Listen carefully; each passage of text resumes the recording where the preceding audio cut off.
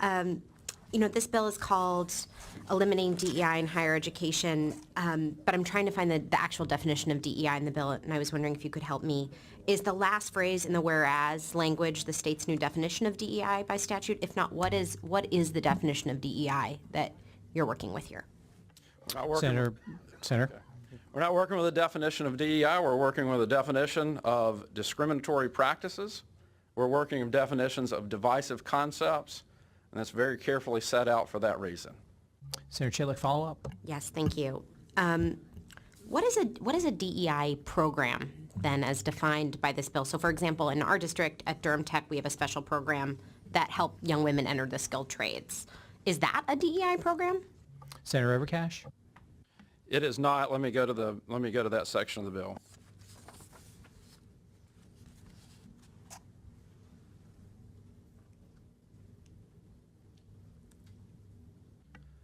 So when you're referring to DEI, I mean the place where diversity, equity, and inclusion comes into play is in page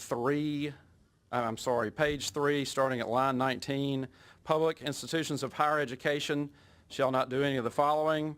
And you go down to line 19. Maintain an office, division, or other unit promoting discriminatory practices or divisive concepts or referred to or named diversity, equity, or inclusion.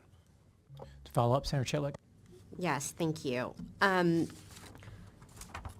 So we're just focusing on divisive concepts and the name DEI, but not actually defining what diversity, equity, and inclusion is? Senator Overcash. We're not barring diversity, equity, or inclusion, so we're not defining diversity, equity, and inclusion. What we're defining and barring are divisive concepts and discriminatory practices.